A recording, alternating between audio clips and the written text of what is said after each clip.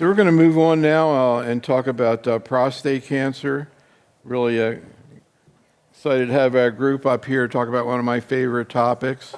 I've already mentioned the EMBARK study in the breast cancer session because I love the EMBARK study. I find it looking at M0 disease, and we're going to talk about that and many, many other things. We have Sunil Gandhi back again to be the co-moderator here. So, got Dr. O and Dr. Aggarwal, and we're going to start out talking about hormonal therapy of prostate cancer. William, great to see you again. It's been a while. Thanks. Yeah, it's been a while. Thanks a lot. So again, hormonal therapy of patients with prostate cancer used to be a fairly simple discussion. Each year it seems to be getting more complicated. Why don't we start out, William, you're happy to see you now, and Yale, what a great team you have there now in prostate cancer. So let's talk about some of the data. Sure, you're right. It's been 70 years since we learned that androgen deprivation therapy is targeted therapy, right, Neil? But there's a lot of new pieces. These are the abstracts I'm going to be talking about. But I've shown this clinical states model my whole career now, over 25 years. And of course, we know that you start on the left, clinically localized disease, and as you progress to the right side where you really die of prostate cancer in the metastatic CRPC state, the whole question is, can you delay progression across this long spectrum of disease, the 10 to 15 years, as these men get older and may die of other diseases? So I'm going to first focus on this biochemical recurrence space because, as you were mentioning in the intro, EMBARK was, I think, really an update of an old concept, which is, can you use androgen-targeted therapies, the so-called ARPs, or androgen receptor pathway inhibitors, the blockers, to, in fact, treat prostate cancer instead of androgen deprivation therapy, which, as we know, patients do not like losing their testosterone. These guys do not like low testosterone states.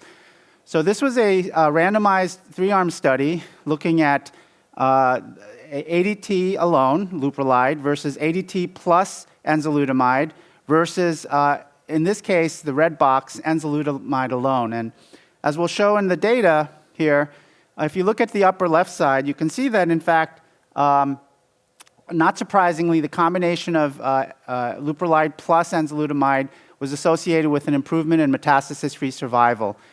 In many ways, this is not surprising. Combination therapy has shown itself to be valuable in multiple disease states in prostate cancer. You more potently inhibit the androgen pathway, and you'll get better outcomes.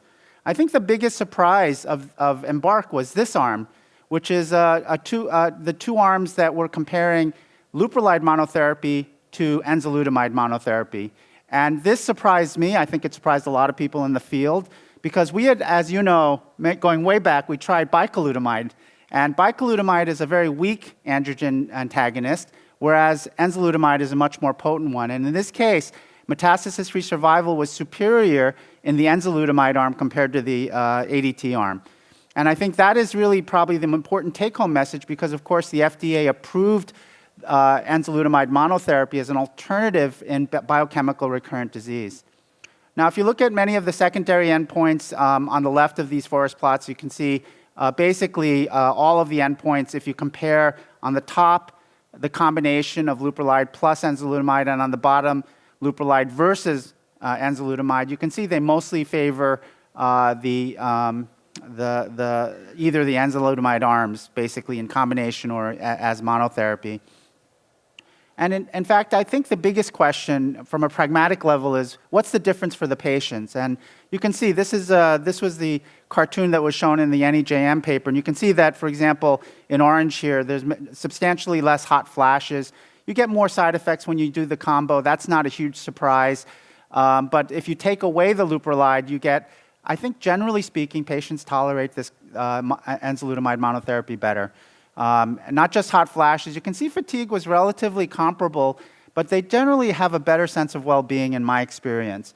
Because their testosterone, in fact, it doesn't even go down, it actually goes up because you're blocking androgen signaling and the pituitary thinks, I got to make more testosterone. And so you actually see higher levels of testosterone in these patients. So just subjectively, they have more muscle strength, they have more energy in general than what you might be seeing in these curves. And of course, you can't see the right side, but in general, the quality of life and the tolerability of this regimen seems to be either better or at least the same. So the opposite direction, Dr. Aggarwal did this PRESTO study. He was the lead author and PI, was if we have one ARPI, would two be better? And this was a 3-arm study also, but everyone got an LHRH analog, and Arm B got apalutamide, and Arm C got both apalutamide and abiraterone. This is a question that we've been asking for quite some time and would love to hear Rahul's take on this. But basically, the two arms looking at rPFS look no different. In other words, and we've seen other studies like this that suggest that even though apalutamide, you remember, is an androgen receptor antagonist, and abiraterone blocks the lyase that produces testosterone, the combination doesn't seem to be better, and it probably just adds toxicity. So you can see these are, on the left is just apalutamide, on the right is apalutamide plus abiraterone, both compared to LHRH analogs, and there's really no difference. That's why we're not doing that combination right now. So if you shift to the other place where we've had a lot of activity, and that's metastatic hormone-sensitive disease, this is, of course, patients who have evidence of metastases walk in the door or after primary therapy progress with metastatic disease. This has been probably one of the most studied areas of prostate cancer in the last decade. And you can see the trials. This was a review article of 10 randomized clinical trials. I added the 11th, which I'm going to talk about in a second, ARANOTE, because it was just presented last year at ESMO. But if you look at the doublet therapies, that is ADT versus ADT plus an ARPI, you can see the hazard ratios for survival are 0.63 to 0.81, so very significant. And if you look at the triplet therapies, there are two studies here, ARASENS, which I'll talk briefly about, and PEACE-1. You can see that in both of these studies, chemotherapy was the third treatment. And again, you see the hazard ratio for survival was significantly in favor of the additive treatment, in this case, an ARPI. So I'm just going to give you some quick updates on the follow-up studies that basically looked at the use of a second drug, a combination in hormone-sensitive metastatic disease. I try not to use the word treatment intensification. I use combination therapy mostly because I think we don't want to scare people off from using these treatments. It turns out in the United States, only about half to maybe at most 2/3 now of patients receive this. Now, I'm proud to say oncologists give more of this than maybe the laggards or urologists, but unfortunately not all patients are receiving this despite those survival benefits I showed earlier. But this is the follow-up from Latitude, which, as you know, was ADT versus ADT plus ABI, and you can see that a significant benefit persists. We can talk a little bit about stopgap, which was just shown that suggested that men over the age of 75 probably should not get abiraterone, but we can talk more about that. This is the apalutamide study, and you can see, again, the hazard ratio, 0.65, very similar, with longer follow-up, has shown a persistent benefit. And this is the third study.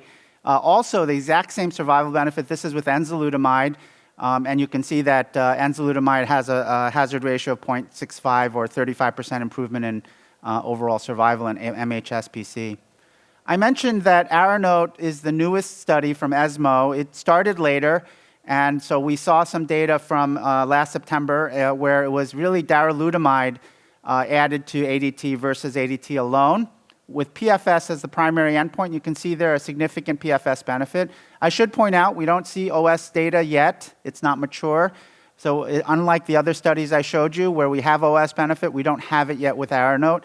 But you can see the PSA responses and time to PSA progression very significant in favor of darolutamide in the MHSPC setting.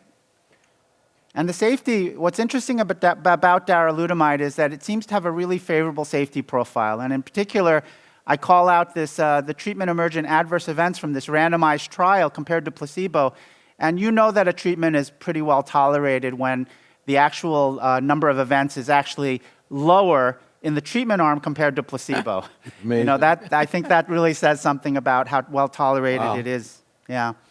ARASENS, as a reminder, this is the triplet therapy. That's everyone got 6 cycles of chemo with ADT, and then half got darolutamide, and the other half got a placebo. And this was published several years ago. Again, darolutamide, when added to the combo of ADT plus chemo, reduced risk of death by 32.5%.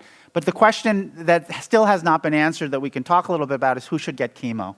It's not fully answered.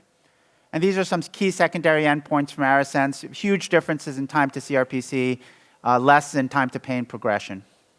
In the last minute, I'm just going to tell you about studies that we don't have the results of yet, but we probably will have some data very soon on basically about a quarter of these patients are PTEN deficient. That is MHSPC patients. Maybe half of CRPC patients are PTEN deficient. And PTEN is a tumor suppressor that leads to activation of this pathway called PI3K AKT. And you already have PI3K inhibitors in breast cancer.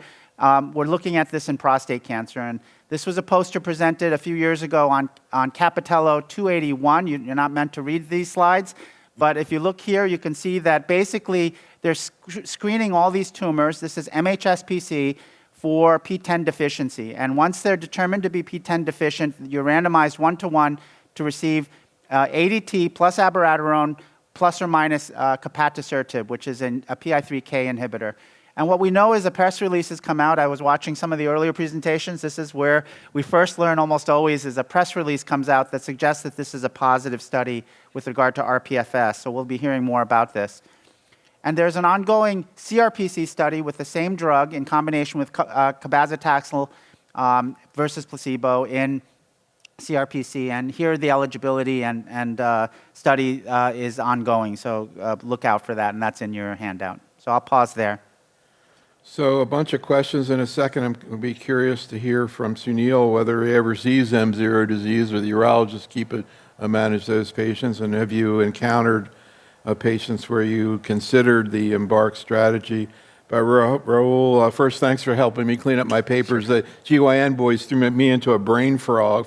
I think I'm coming out of it now. But anyhow, getting back to EMBARK, when I first saw EMBARK, just like William was saying, I was stunned, not really that surprised, but amazing to think that this therapy, LHRH agonist that we've been using for years, was clearly not as effective as bicalutamide alone. Yeah, of course, the combination was better, but that was very striking, and I was thinking, wow.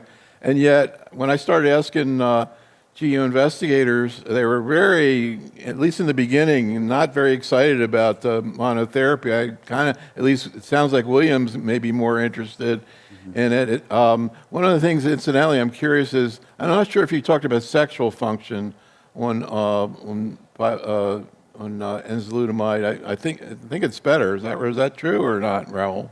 Yeah, no, absolutely. So, there's trade-offs with a monotherapy with enzalutamide. I think the things that are better, you see less hot flashes, you see better sexual side effects, and probably, as William said, better global overall well-being. The trade-off being is more gynecomastia and breast tenderness, but there are strategies to really deal with that in terms of prophylactic breast radiation, just one fraction of radiation. Sometimes we use tamoxifen if the breast tenderness is significant. So I agree with William. That was definitely striking data from the EMBARK study. I even in the beginning, I was saying, are you going to present it as an option? A lot of people were saying no. Do you present it as an option? What's interesting with EMBARK, as well as my study with Presto, is that, this was conducted in the era before PSMA PET imaging. And so, the challenge now is how do we take those data into the modern era where we're getting PET imaging? Most of these patients have metastatic hormone-sensitive prostate cancer. Do we extrapolate and give everyone intensified or combination hormone therapy? But I do think it's worth a discussion for those patients that have, PET-negative disease, rapid PSA doubling time. Intensified therapy improves outcomes, and that's the take-home message from EMBARK.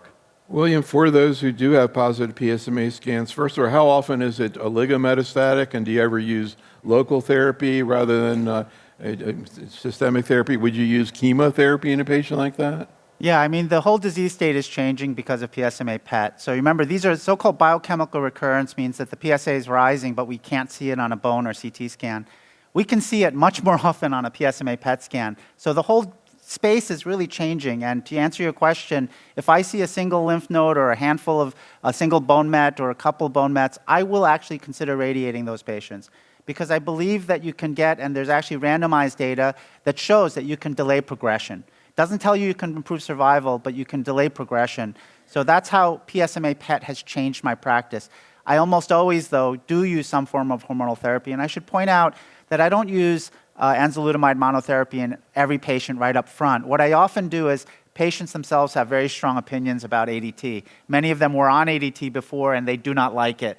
And so it's most commonly I use it in the setting where a patient does not want to go on androgen suppression therapy. Yeah, I'm certain. I mean, look, the combination data looks incredible. I don't know if you ever heard Matt Smith talk about the pelican graph. Have you ever heard that? Because it's so Right. it's so wide that it looks like a pelican open. I showed that to the breast people last night too. So Sunil, any questions about what we're talking about? Sunil has a 90-year-old, an 87-year-old, and a 73-year-old. We see So, quite a few 90-year-olds, Yeah, a lot. so that's difficult sometimes to decide. So yeah, what about this 90-year-old?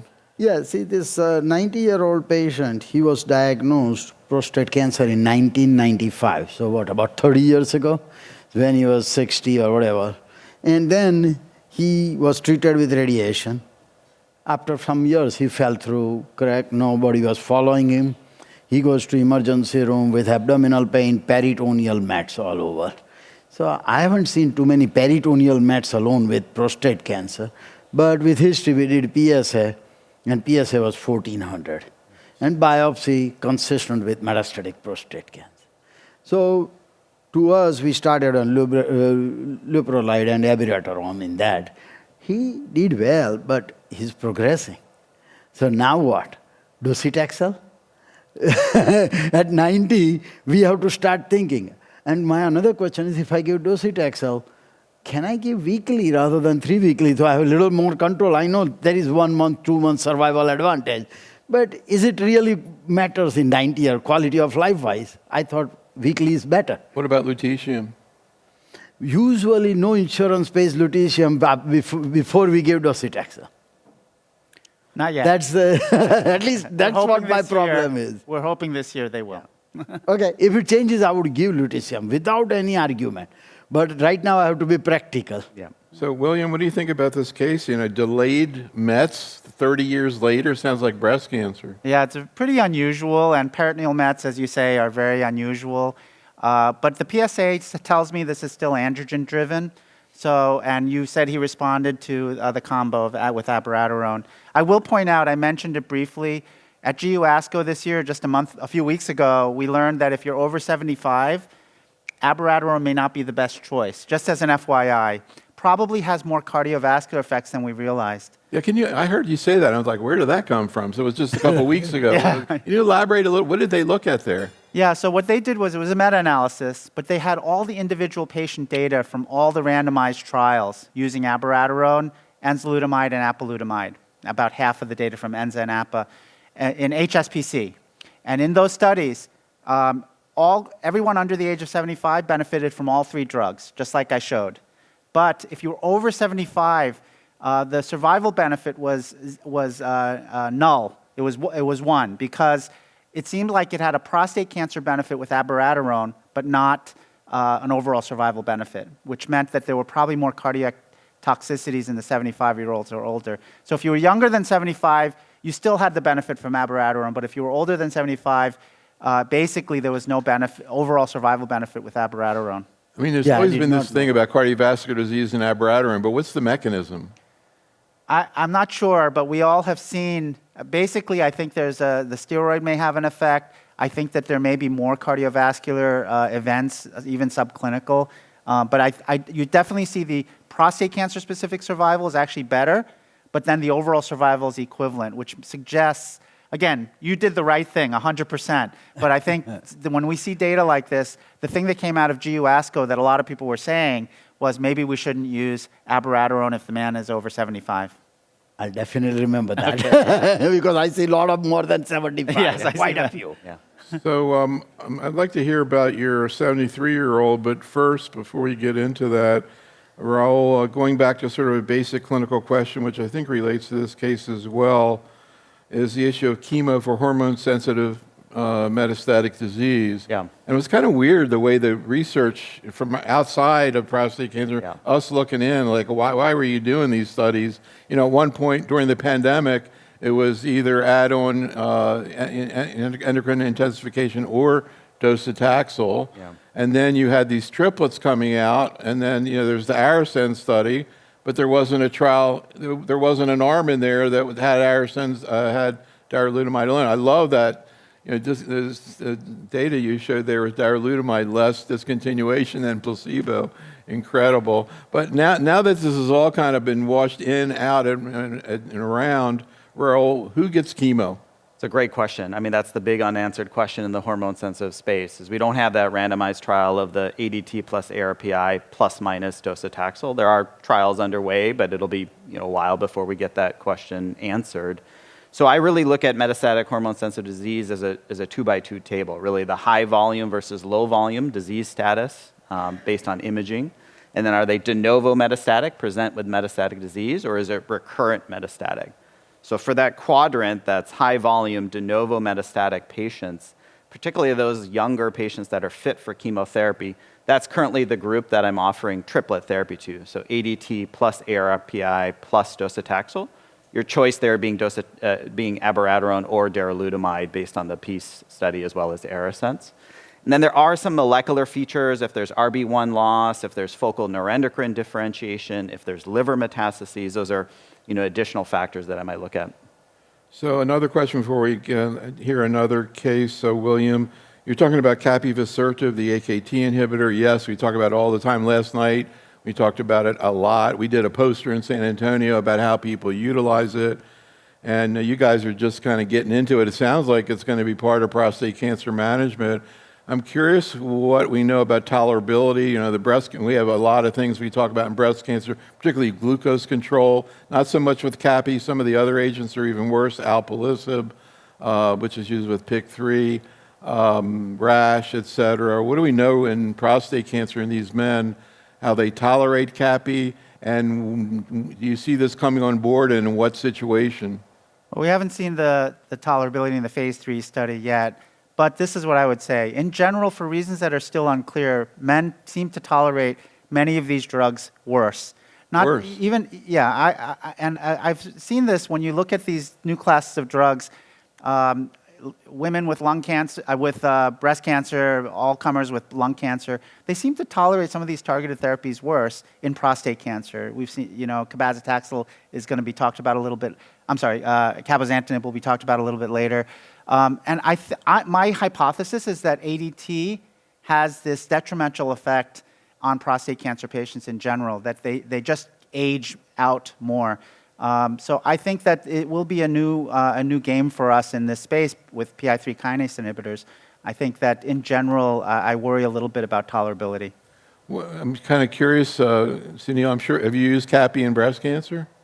Yeah, I have capi in breast cancer, but of course not one in prostate. And also in breast, they use it, was it 4 days on, 3 days off? Is that what you all are doing the same thing, or is it continuous? No, in the studies, it's on-off. It's 4 days on with each cycle. So Sunil, what about your 73-year-old? This 73-year-old gentleman just came to me a couple of weeks ago. Patient never went to doctors, just one of those people who don't believe in doctors, but then he developed significant hematuria, so he had no choice.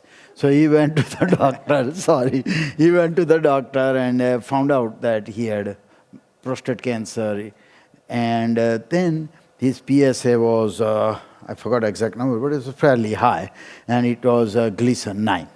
Okay, so issue is PSMA scan shows bone met, lymph node mets, and lymph node all over. So it was not just pelvic, but even supraclavicular.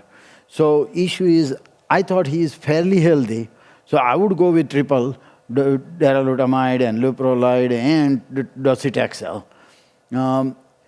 Is that the standard of care, number one? And number two, what is the value of Orgovyx in all those questions? That I don't know. You're describing him as not too doctor-oriented. William, do you think it'd be reasonable to present the option of not including chemo, or do you really think chemo is necessary? I think, as Rahul pointed out, it's hard to know. I don't want to scare the patient off right away. My strategy in these patients is to start the ADT and RP first. I can talk about Orgovyx in a second, relugolix, I should say. But the The general strategy is how do we select the patients? And if he's younger and healthier, and I don't know why he's bleeding right now, I would push for a more immediate combination therapy, and I would strongly consider chemo for a patient like this if this is all prostate cancer-related bleeding. It is prostate cancer-related bleeding. That's why I was thinking triple, but he was ready.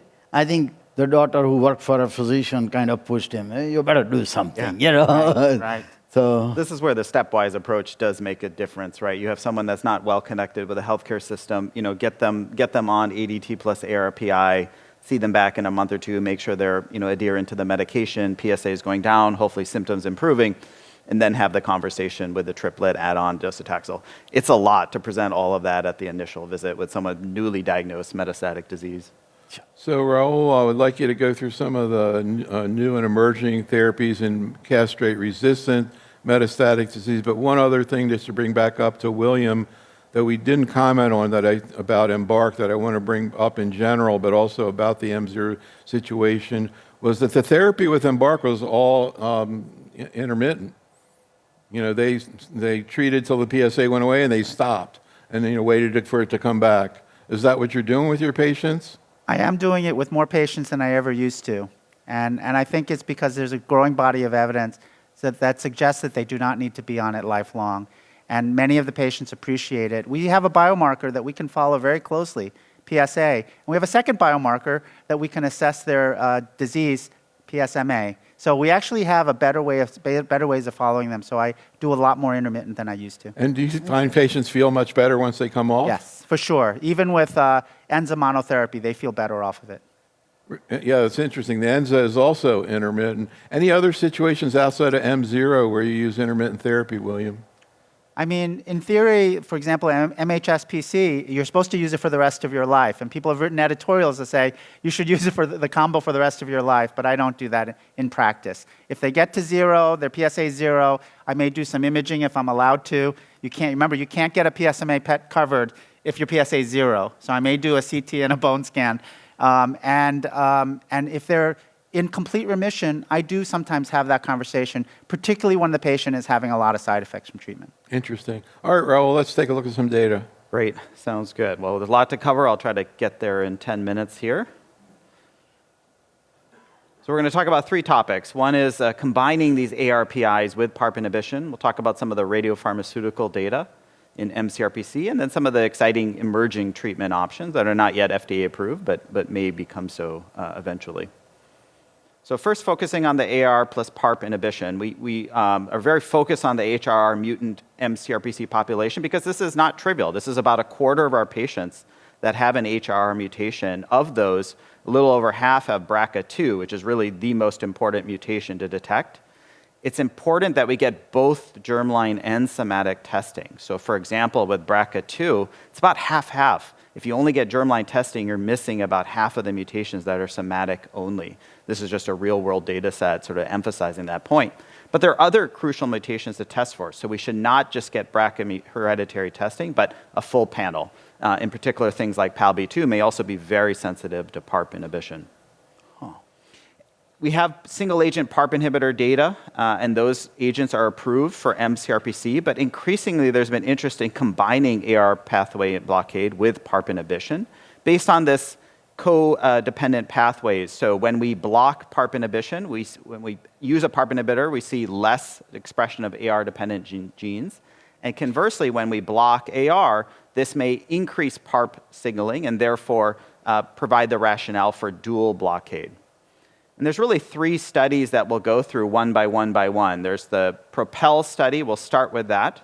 This was a randomized phase 3 study that looked at first-line MCRPC, not selected by HR mutation. This is all comers. Most, if not all, patients did not have a prior ARPI. They were randomized to olaparib plus abiraterone versus placebo plus abiraterone. So this is really a paradigm shift. Rather than focusing on those HR mutations, can we treat all comers and see a benefit, with rPFS being the primary endpoint of this study. In the all-comers population, we see a benefit both with respect to PFS and a trend towards benefit with overall survival, although it's worth pointing out that the hazard ratio of 0.81 did not quite meet the pre-specified efficacy boundary for OS.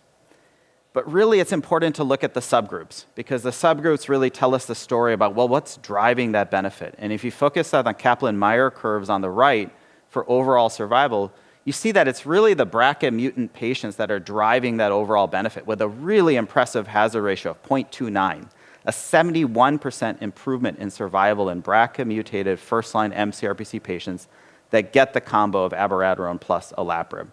Whereas in those that are wild type, you can see that there's really, really very little difference in the two arms. Let's next talk about the magnitude study. This was similar but not identical design. This was looking at the combination of niraparib plus abiraterone. The key difference here is this was a pre-specified analysis where they looked at HRR mutant and HRR wild type patients as two separate cohorts in a pre-specified manner, analyzed statistically independently between those two groups of patients.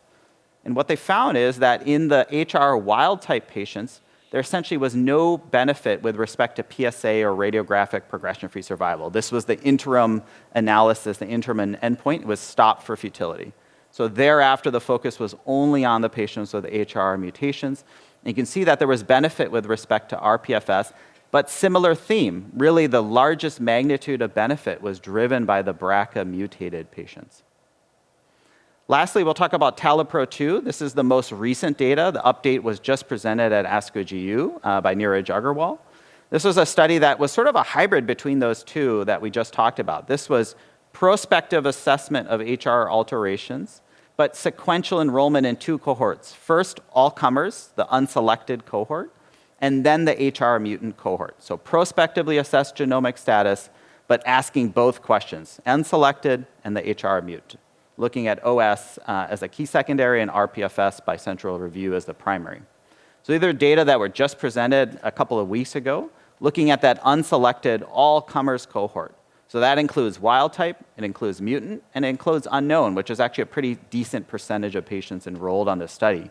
We see that there was benefit with respect to rPFS and a benefit with respect to OS when we look at all comers, as you can see here. The magnitude of the benefit with OS was about 9 months in the combination arm versus single agent ARPI. But again, the subgroups matter. So if you focus first on the right, those that had BRCA 1-2 alterations, the hazard ratio for overall survival was 0.5. So the largest magnitude of benefit there. If you expand that out to HRR alterations overall, which again is about a quarter of mCRPC, still a significant benefit, hazard ratio of 0.62. If you truly dive into those that were known to be wild type, if you take out the unknowns, take out the BRCAs, take out the HRRs, and just focus on the true wild types, there you see actually intriguingly a trend towards benefit with a combo, but did not reach statistical significance with a nominal p-value of 0.1. It's important to look at the safety with this combo. These patients are potentially on a PARP inhibitor for quite a long time. And there was a high grade rate of anemia. So about 50% of patients with grade 3 or higher anemia. About 40% of patients had an RBC transfusion. About 9% stopped because of the anemia. Key points with the anemia, it is reversible. So if you stop temporarily, allow the blood counts to recover, and then restart at a reduced dose, you generally can manage this toxicity. So in summary, we do think in both germline and somatic testing is important. The combination does improve PFS and OS, but really it's still in the biomarker selected groups, with BRCA driving the largest benefit in this setting. And currently, that's where the FDA approvals sit for all three of these combinations, is in the genomically selected population. I think the results of TALAPRO-2 are intriguing in the wild type patients, but really the caveats are this is a smaller magnitude of benefit, and there are careful risk benefits to weigh here. Let's talk about the radiopharmaceuticals. Piece 3 was a study that was presented at ESMO last fall. This was looking at radium plus enzalutamide versus enzalutamide in first-line mCRPC, so really trying to move radium earlier. This is kind of an interesting trial where they actually mandated use of bone protective agents after a certain point, and that really helped reduce the risk of fractures on this study. They actually saw a benefit with respect to both rPFS and somewhat surprisingly OS with this study at the first interim analysis, suggesting that for some patients we can move radium up earlier in the treatment sequence and give it with that first-line ARPI. Safety was generally well tolerated with radium, maybe a little bit higher rates of fatigue and fracture and anemia and neutropenia, but generally pretty balanced toxicity profile between the two arms. Let's talk about lutetium PSMA. This is our beta particle emitting drugs. Obviously had a lot of excitement and enthusiasm. Vision was the first phase 3 study that led to the FDA approval in the post-taxane setting. The important points of this study: the control arm, chemotherapy was not allowed. This was really an AR-directed therapy or best supportive care. But nevertheless, it did show us a pretty clear benefit with lutetium with respect to both rPFS and OS. The magnitude of benefit with OS, about 4-month improvement with lutetium PSMA. Generally a pretty well-tolerated drug, but if you focus on the right, you do see that hematologic toxicities in the grade 3 or higher category do exist, particularly anemia and thrombocytopenia, and that can make it challenging to give subsequent therapy. Dry mouth, nausea, fatigue tend to be low grade with this therapy. PSMA-4 was a trial that tested lutetium in the pre-taxane MCRPC setting. The important points here is these patients could not have had prior taxanes, and they were randomized to lutetium versus an ARPI switch, which is debatable whether that's an acceptable control arm in this current era. But nevertheless showed a pretty clear benefit with rPFS, hazard ratio of 0.5. Crossover was allowed. About half patients did cross over to get lutetium at the time of progression on the control arm. As of now, there's no clear benefit with regards to OS, the hazard ratio 0.98. There are subsequent analyses planned. Finally, I'll talk about some of the emerging treatment options. I want to focus in particular on CONTACT-02. This is an interesting study. We know that checkpoint inhibitors as single agent have very little activity in MCRPC due to the cold microenvironment, but maybe we can combine it with a TKI. So this was cabo-atezo versus an ARPI switch. In a pretty high-risk population, these patients had to have measurable soft tissue disease and consequently had a pretty high rate of visceral metastases. In this trial, there was a modest rPFS benefit with cabo-atezo versus a second ARPI, about a 2-month improvement in median rPFS, but no improvement in overall survival at the final analysis, and only a modest improvement in objective response rate, 4 to 14%. The final OS did show a couple of intriguing results. These are exploratory, these are hypothesis generating, but perhaps a larger magnitude of benefit in those with liver metastases. There is a cost of additional toxicity with the TKI, of course. You can see the grade 3 or higher AE rate was much higher in the combination arm, 40% versus 8%, and the typical TKI-related toxicities, diarrhea, fatigue, hypertension. And then finally, just want to talk about mevrometostat. This was data that was just presented at ASCO GU. It's an EZH2 inhibitor, so an epigenetic regulator, may help restore sensitivity to AR. Showed benefit with the rPFS in a phase 2, and there are phase 3 studies planned with this agent. And then a totally different modality of therapy, but may become part of the treatment armamentarium, bispecific T-cell engagers. This is the Amgen drug targeting STEAP1. Very impressive response rates, phase 3 studies planned, but toxicity managed, particularly CRS and musculoskeletal side effects. So with that, I'll stop and turn it back to Neil. The bispecific, what are two ends of it? The antigen, what's the other end? So it's CD3 and it's CD3, STEAP1. okay, And so STEAP1, yeah. So it's a CD3, bispecific T-cell engager, promising. So, Sunil, I'm going to skip over your 92-year-old, your 81-year-old, and your 78-year-old, and we can talk about your 80-year-old. I'm curious how your waiting room looks, but William, quick question about radium, William. It seems like, I always thought radium was kind of a cool drug, and people never that excited about it. You have to have bone-only disease, but that's not rare. How are you using it nowadays? We're still using it mostly third or fourth line, especially with the availability of LU-177 in bone-only patients. Remember that radium had an improvement in OS, but does not really induce responses. Patients may feel a little bit better. That's why PEACE-1 was very surprising. But just as a reminder, in PEACE-1, you could not have received any other therapy first in HSPC. So we just don't see a lot of those patients anymore, but it does suggest that maybe radium is more active than we gave it credit for. So another question, Raul. Sunil's about to present this 80-year-old who's BRCA2. I'm just kind of curious. I always hear BRCA2. Do you ever see BRCA1 in prostate cancer? You do see it. It's rare. It's probably about 1 or 2% of like patients. 1 or 2%. Yeah. And there's some data out there that may be less responsive to PARP inhibitors, but it's just such a small subset of all these studies. It's hard to get a definitive answer there. Any idea why? I think there are differences in terms of the sensitivity to PARP inhibition, the mechanism for that. I don't think it's really been worked out well. Really interesting. All right, so Neil, what happened with this 80-year-old man? So the 280-year-old, you are The last BRCA one? Yeah, the BRCA2? BRCA2. Yeah, okay. Oh, you had a BRCA1 also? I didn't see that. Okay. No, but it was ATM. Oh, ATM, Yeah, right. Okay. So, Yeah, so 80-year-old gentleman with group 3 prostate CA, it was diagnosed in 2020, localized at that time. The guy, no treatment, went home. 4 years later, bone mets, came back because it was painful. So he came, and the question is, what do we start? So I started, you may not like, but luprolide, abiraterone, and olaparib in this, okay? And because I thought BRCA2 positive, so I should go with olaparib is the right Started thing. him on it up front. Yeah. They are paying for it now, olaparib as frontline, so I started him on that. He doesn't like olaparib much, but he's taking it right now. Yeah. Okay. So is that the correct way to go, or what is your opinion? Why doesn't he like it, incidentally? He basically feeling fatigue and nausea. I'm telling that nausea usually fades away. That's what we heard. Tachyphylaxis happened with nausea today. So that's what I'm trying to tell him to, and just trying to support him. And he's had some cytopenias also? Cytopenias are not bad in this guy. So, but let me understand, he's got hormone-sensitive metastatic disease, right? No Yeah. prior therapy. I don't know that PARP inhibitors are approved in that situation, is it? Not yet. It always seemed like a very logical idea. Very logical, I can yeah. certainly, I was like, why not? But would you have given this man, if you could have, I guess you were able to get it paid for. Yeah. William, Yeah.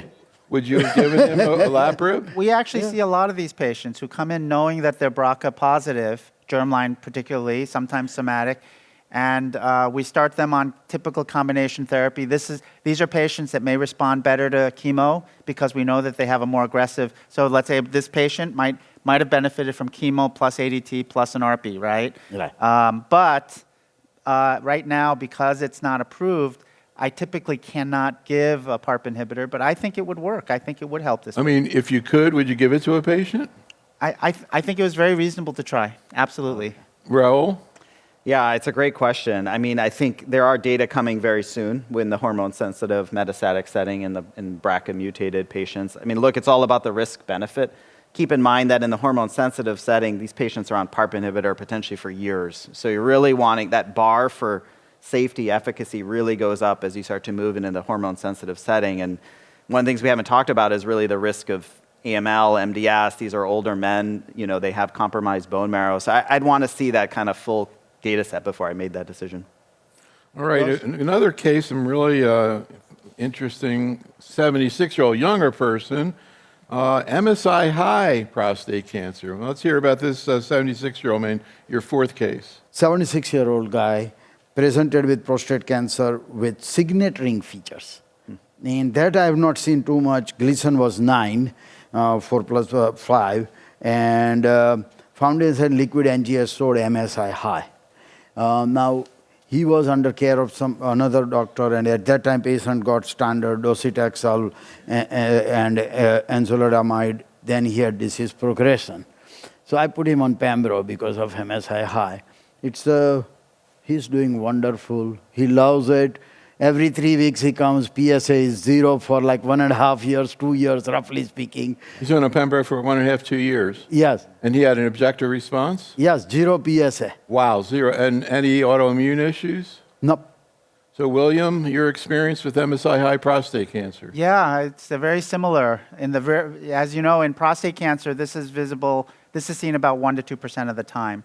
And this experience is not uncommon if it's a genuine MSI high or TMB high, which we see, fairly rarely. But it does. These patients do respond. So can I ask? Go ahead. I have another patient. I'm not presenting a whole case, but TMB high when you said that, and that guy is also responding very well. I've never seen TMB high. I see in all other cancers, and in other cancers I don't see long-term response. This is 1.5 year. He's doing so well. How high was the TMB? 20. Yeah. But not MSI high. No. That was not MSI. So two different cases. I have it. Right, here. yeah, I understand. Raul, we have this indication for Pembro, TMB grade. Was it, incidentally, is that TMB on a liquid biopsy or? Liquid biopsy, a 90-year-old guy. He was sent because everything failed. Right. And I put him on Pembro. 1.5 years, he's so happy. He had an objective response? Objective PSA 0. Very nice to see. So I haven't heard such great responses just with TMB. Yeah, it's interesting, and we get excited about a TMB of 20 in prostate cancer because usually we sit in the 1 to 3 range. So this is really, and there is starting to be data. These are rare subsets, but there is data that in the TMB high, MS stable, you can see dramatic responses to checkpoint inhibitor. Certainly worth a try. It was not a fluke. It is. No, it's a real thing for sure. We get excited about it. Interesting. Yes. So William, question from the audience. We talked about this in breast cancer. Do you ever see PALB2 mutant prostate cancer, and how do you deal with it? Yeah, I think the most interesting question, and as Rahul was going through it, are the non-BRCA2 subsets, including, by the way, BRCA1. We know in liquid biopsy, ATMs are often clonal hematopoiesis, so my suggestion always is to also look at tissue if you're able to. But PALB2 and CDK12 are two very interesting subsets. From the recent data with TALAPRO-2, we will see some more data on CDK12 as a potentially responsive element, but PALB2 seems to be responsive as well. Raul, interesting question from the audience from Oli. Could you please elaborate on the management of a male assigned at birth transgender woman who's diagnosed with prostate cancer? Yeah, it's a great, great question. I think we're still kind of figuring out how best to manage these patients. They need multidisciplinary care, right? There are a lot of issues related to the hormone therapy. Do you give continuous, intermittent? The psychosocial aspects to their care is really important. I think what's gratifying is I think there's more awareness of this as an area that we need to focus on. And I think our center is starting to develop the kind of expertise in terms of the different multidisciplinary management that we really need to have for these patients. William? Yeah, remember a lot of them are on estrogen therapy, and what's interesting about estrogen, of course, is it's both a treatment for advanced prostate cancer and also maybe protective against prostate cancer. So I would want to know what his hormonal status is and whether she's on hormones or not, because I think that might make a difference. But when they progress through estrogen therapy, that's like castration-resistant prostate cancer. And how do you manage it?